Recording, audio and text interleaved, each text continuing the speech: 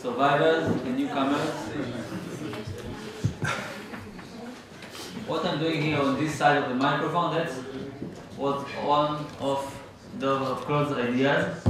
It actually thought that I would also want to participate, so here I am participating.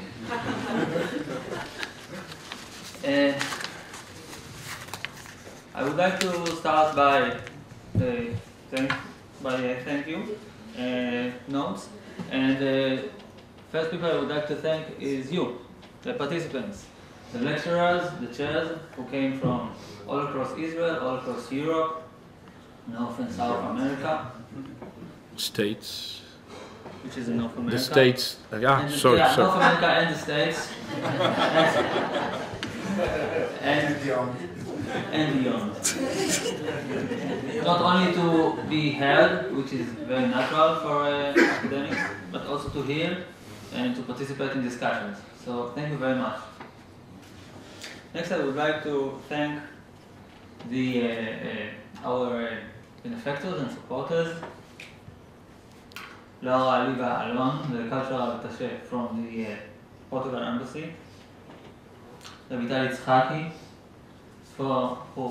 from Bar-Ilan, who hosts us today. Thank you very much. And also Levi and Moshe Fried, who just left. Special thanks to Annie Dana for her priceless assistance, both in the formal hours of the conference, of the workshop, and the extracurricular activities. Thank you.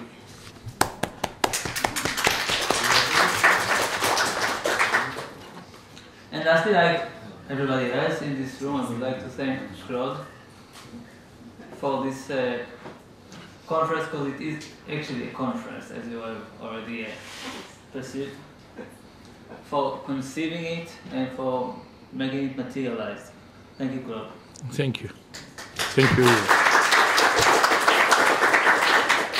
Lastly, I would like to apologize for my obsession for budget and schedule and the limits. Some of you felt it more than others, and I apologize. Which brings me to another deadline, another schedule. As you all know, this workshop or conference is with the idea of having the papers become drafts for papers in a Journal of Levantine Studies, which I am also the associate editor of. And after consulting our special issue editor, Claude, and because we're going to have a hectic June, we decided that the deadline for the papers would be the end of August. 2 months? We can spend our hours. So, Claude, the stage is yours, but until 5:45. Excuse me, I would like to thank Ido.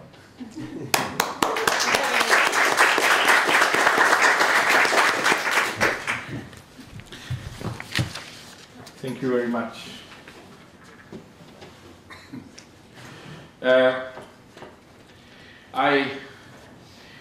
I had two plans.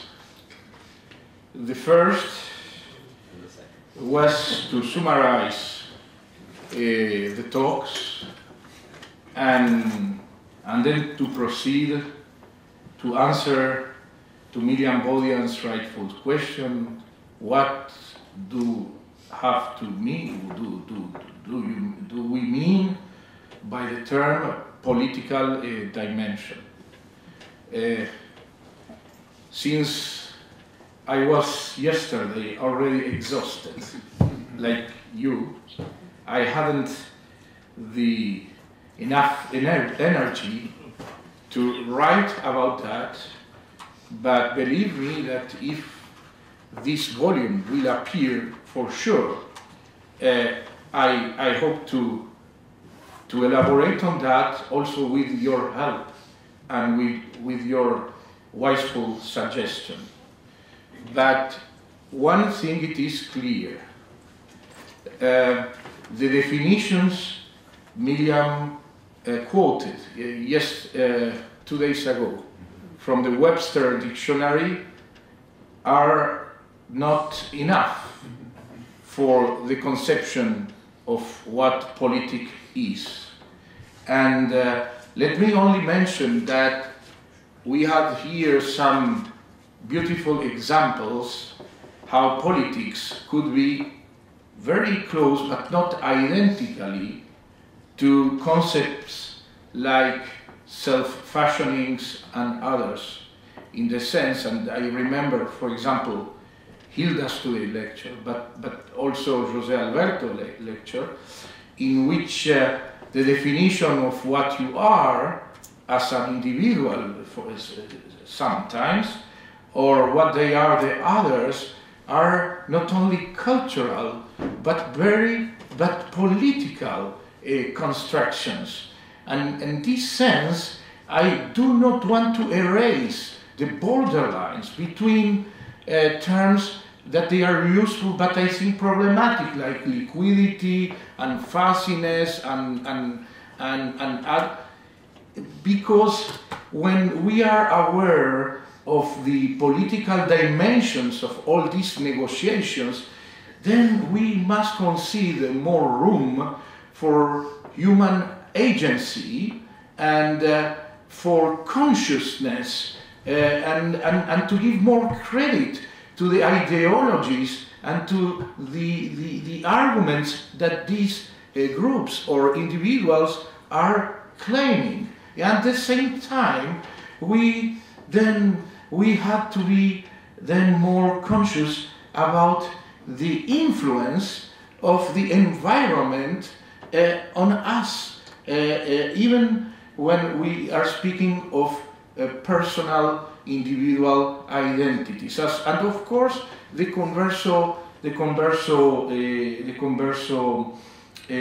phenomenon, it's a fantastic way of thinking better about these things. But believe me again, I hope to develop on that and also include some fantastic comparative insight we have here coming from Sicily or from Spain or from the Caribbean and from other places and times, and I will like, I hope to describe or to put emphasis on the specificity of Converso political dimensions, but at the same time the common ground concerning other analogous phenomena. But this is for the near future, for the end of August. People who know me very well, they are certainly laughing concerning the dates of the presentation, but I will do my best, Ido, and you will be here, if not my advisor, my inquisitor. Then I have a plan B, and the plan B is some reflections I wrote concerning how we could integrate this idea that conversos must be studied from a political standpoint, and how does it fit into very recent and current historiography, and especially regarding Jewish historiography on the conversos. That is not the conversos historiography in general, but the place of the conversos within very recent Jewish historiography, and this is what I prepared as Plan B. Then, if the time is passing, you have to stop me. I will have to, but I don't know if I can. You will, don't worry. Against some current temptation to over-modernize the Converso or New Christians, rendering their purportedly split identities as contiguous to our contemporary concerns, I agree with John Eliot that this phenomenon must be perceived as inherently early modern. This is not a mere historicist claim, stemming from the fact that most of the Converso phenomenon, its birth, development, and decline, coincided with that period of time.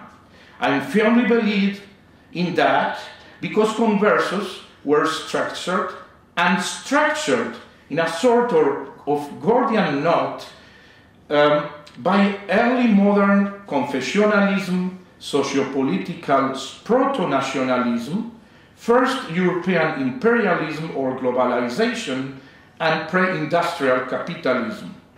Thus, those juggling identities of Marrano descendants in today's Belmonte or elsewhere hasn't much to do, I believe, along with Saraiva, with the main historical phenomenon. These are new combinations between a residual bygone age and contemporary quest for Jewish authenticity.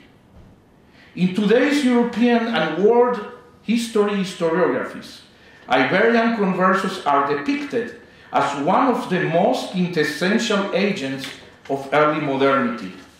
Regarding Jewish history, however, their inclusion is incomplete.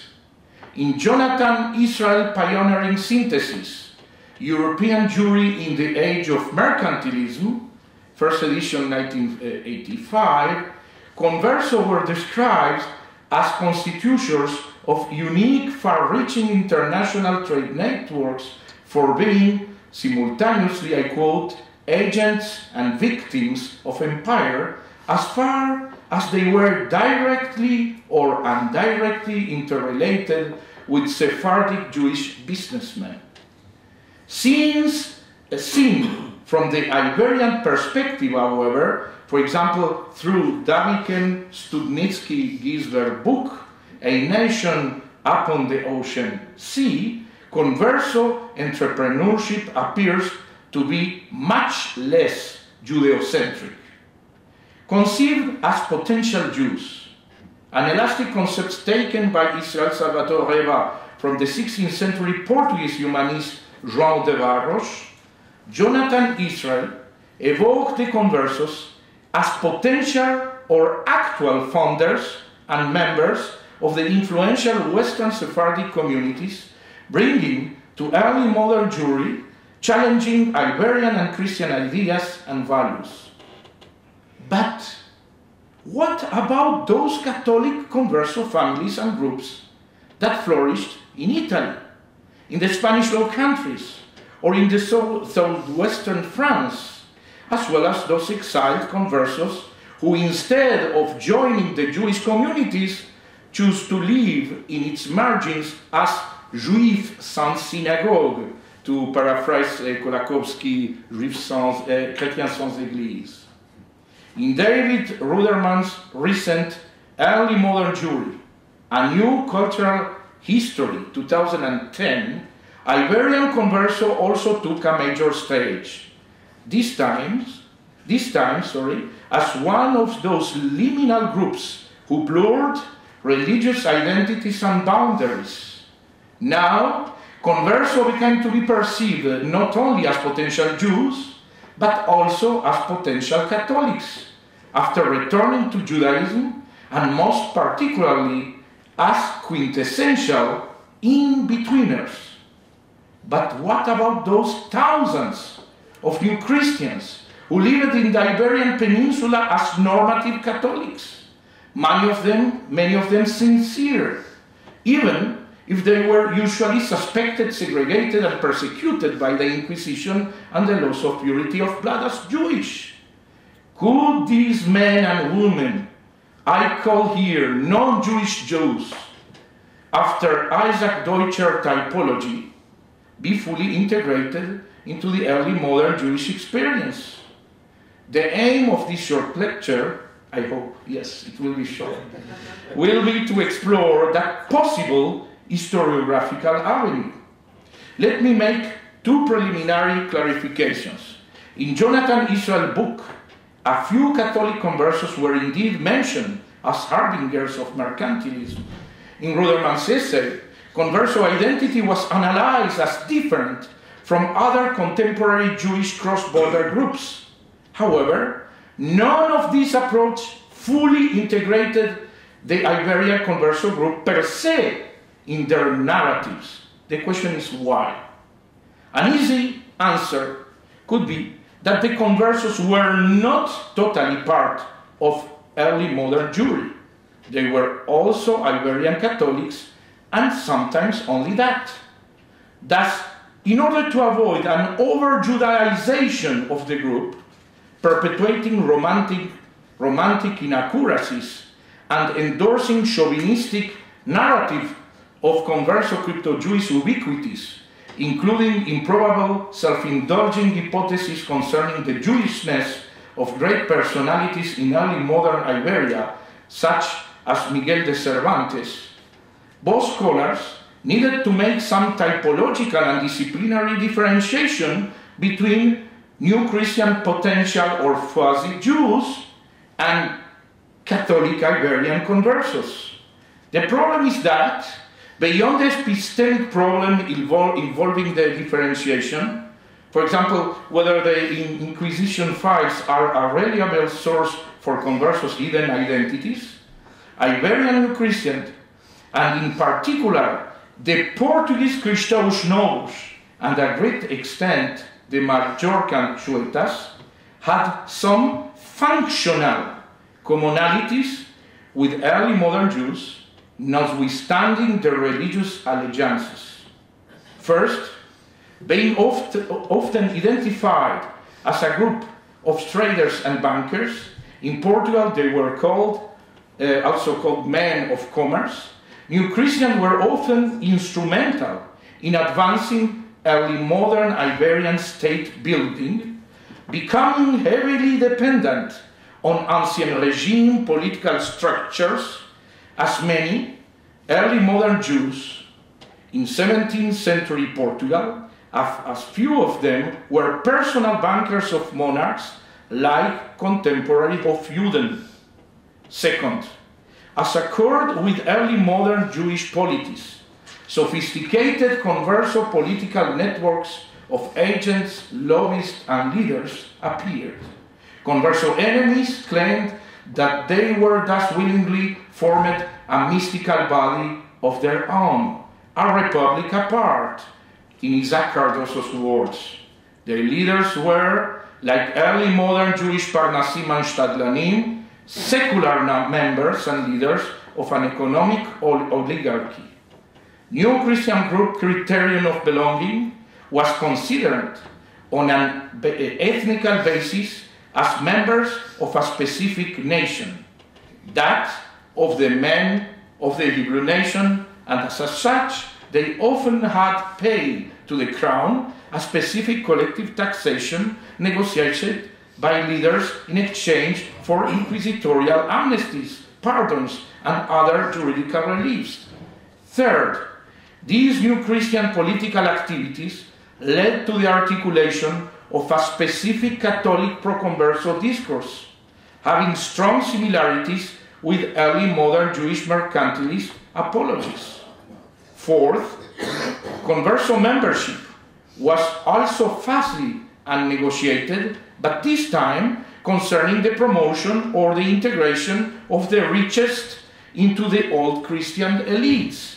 Fifth, influenced by Enlightenment absolutism during the last quarter of the 18th century, Iberian kings and their favorites support the end of juridical segregation of the Portuguese Cristãos Novos by King José I and his favorite, or his minister, the Marquis of Pombal, and of the Majorcan Chuetas by King Carlos III and his minister Campomanes.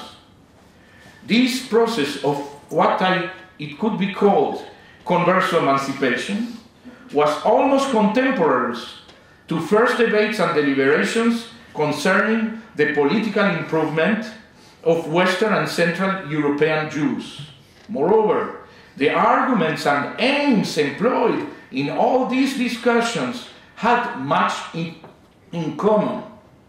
Thus, it will become clear that Iberian conversos weren't named by native and foreigners, Hebrews or Jews, Judeos, Judíos, Jueos, etc., only because they were potential crypto or cross-border Jews. These denominations also stemmed from a combination of common ethnical origins, adjudicated stereotypes, but also functional de facto role as non-Jewish Jews. This final reflection leads me to make some conclusions, reminding you how differently I employed Isaac Deutscher's term compared to its original meaning. Perhaps misleading and problematic, I think that a functional and not psychological use of Deutscher's non-Jewish Jews is still telling and valid. I remember, for those who doesn't remember or doesn't know, that non-Jewish Jews, Isaac Deutscher, he named people like, for example, Leon Trotsky and even Marx. That is, all these people who weren't anymore part of the Jewish community or of the Jewish society, but still somehow they had they felt a kind of role, a kind of paradoxical role to transforming Jewish particularism in a kind of combat for universal values. This is Deutscher's meaning of Jewish, non-Jewish Jews. My meaning of non-Jewish Jews is not this at all. It's not a psychological, but a functional one. That is, de facto, you can be Catholic, but the society, and perhaps even you are functioning as a kind of Jew, not because you are Jewish, because you are playing the role that Jews used to play. Of course, it's a problematic term, and we can discuss.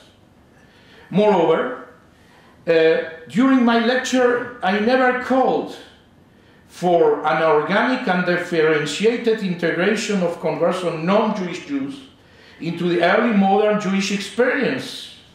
I just pleaded for their careful inclusion as a tangential group in appended narratives to those of Israel and Ruderman, being one of the most idiosyncratic and intriguing outcomes of early modernity. Thank you.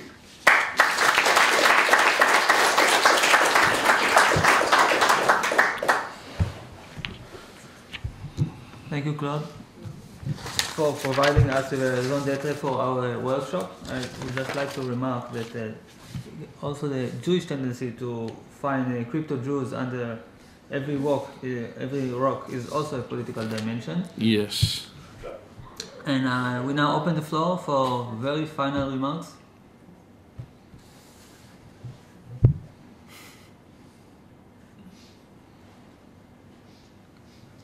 If you want, I can give.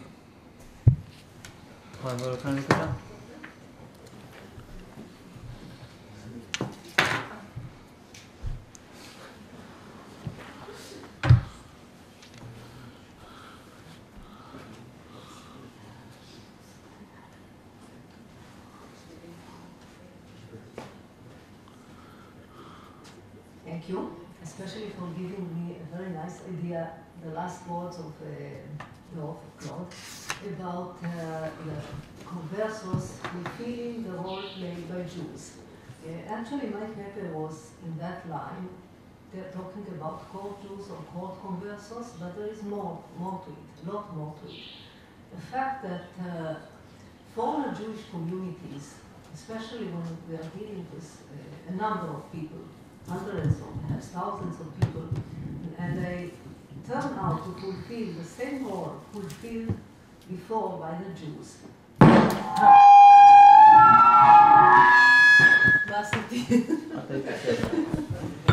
This was a very short Karl-Heinz Stockhausen sonata. Yes, I was speaking about fulfilling the role of Jews in taxation, in particular taxation, in also being perceived by the surrounding society as more or less Jews, or if not exactly as Jews, as a minority that resembles Jews for many, many ways. Discrimination and also sometimes envy and sometimes other roles like being there to fulfill certain roles which are outside the regular political system, whether it is feudal or nobility versus other classes, and these people are outside this system of classes. So they can do things that people who belong to certain known, defined classes cannot do. So in this way, they certainly fulfill the same role as Jews in those countries where Jews were allowed to fulfill those roles. So it gives us a lot of food for thought in many places where this phenomenon occurs, not only in Portugal, but also beyond. Thank you. Thank you.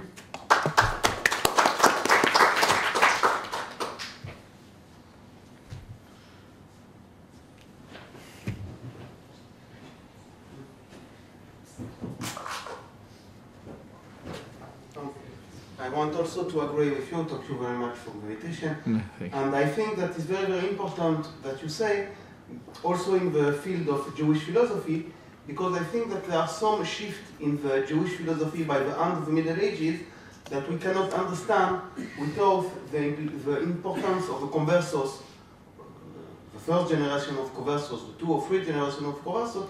I give only 2 examples. I think there are an important shift in the Jewish position about free will in the 14th century, and the reason, the cause of this shift is the philosophical action of Avner of Burgos, and also in the important shift about the question of natural law by the beginning of the 15th century. In my opinion, the cause of this shift is the philosophical critique of Judaism by Pablo de Santa Maria. And I think if you want to understand better the development of the Jewish philosophy, and I think also other kind of Jewish history, we have to put inside the Jewish historiography and the Jewish, try to understand the development of the Jewish society, Jewish philosophy, Jewish thing, the Conversos as a part of the story, if you want to understand that. Thank you. Thank you.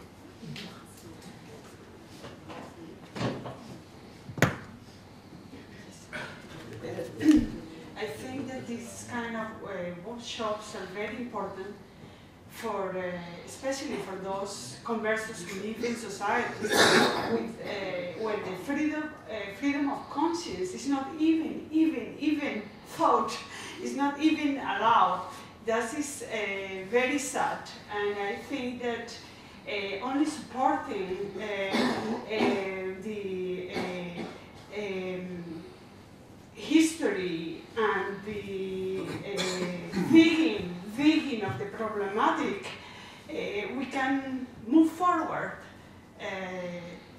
This is very important for the Jews and for the societies they live in also. Thank you. Thank you, Nitai, and then Robert.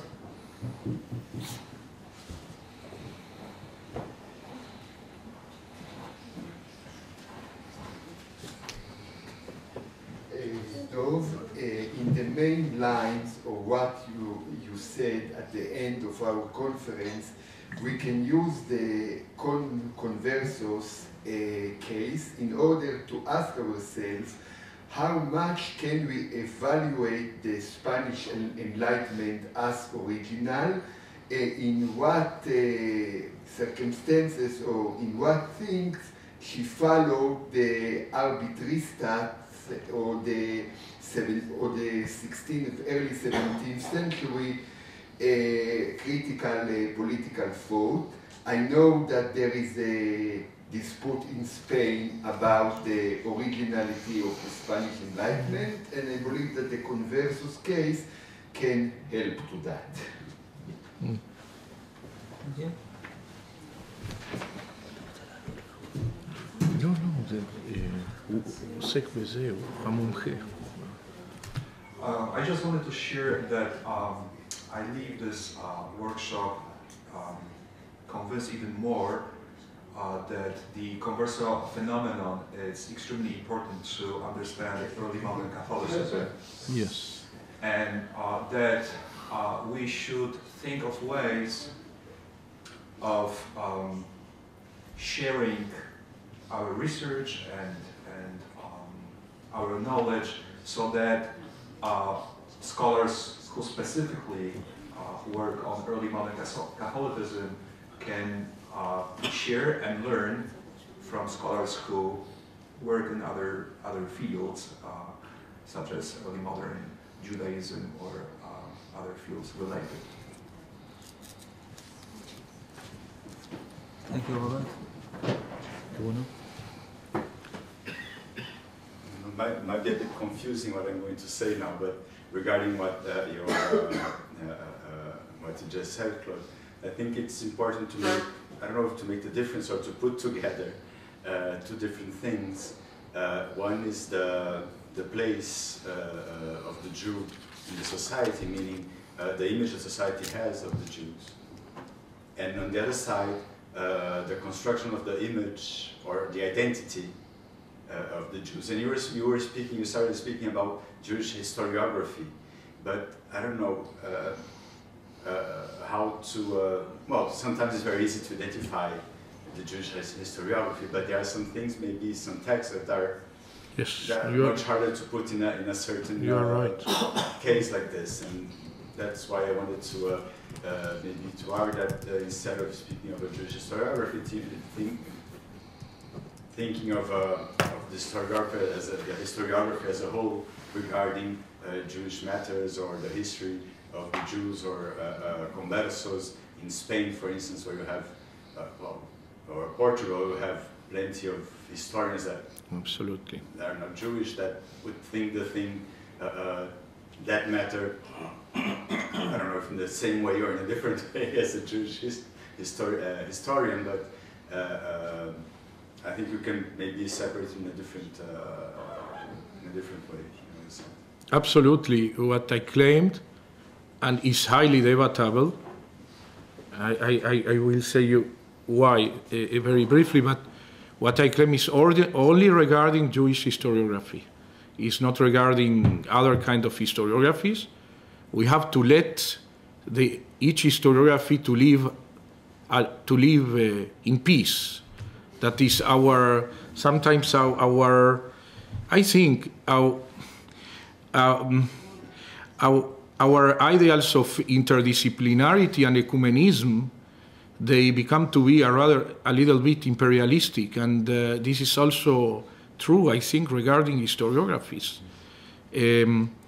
My reflection was only related to that, and if I had to see that from Portuguese, from Spanish historiography, from European, certainly the result had to be necessarily a little bit different.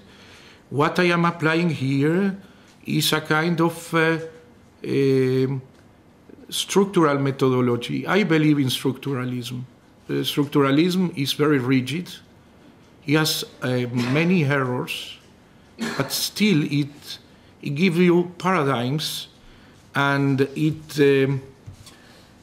permits to see history not as a kind of Heraclean things of casual events that they are happening and you have a case and a case again, but to try to find a kind of model or a kind of pattern.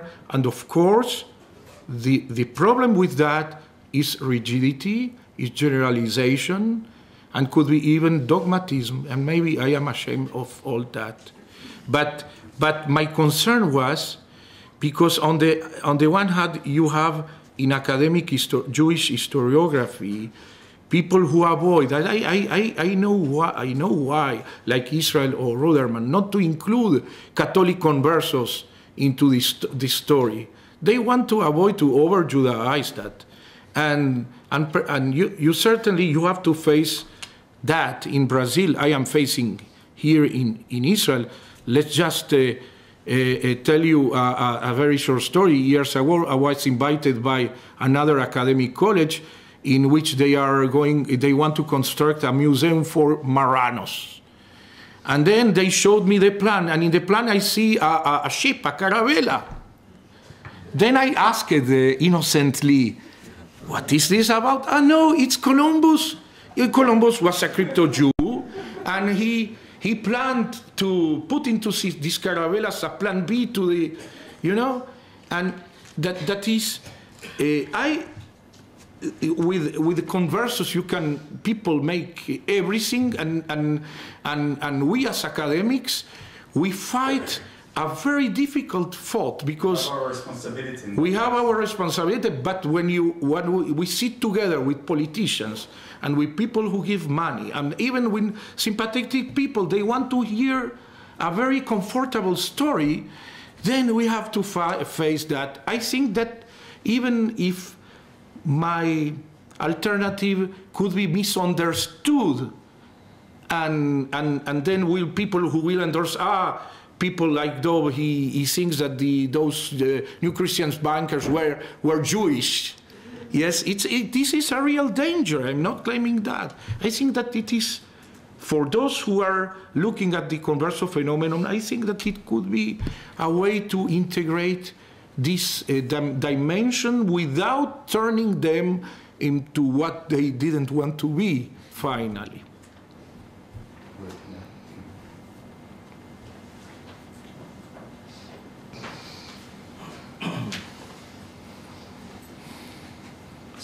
But I feel there is one thing that it was missed here, and it was, I'm speaking also about myself. Please. That is the re-evaluation of the case of the Converso vis-à-vis the relation with the Jewish communities.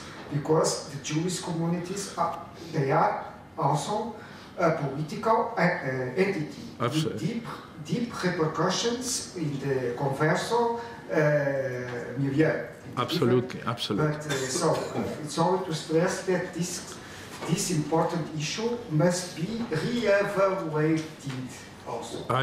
Yes, and that is why I try to find some analogies, not only contacts, as you mentioned, Jose Alberto, but analogies between the two regarding apologetics, regarding other things. Yeah, yeah.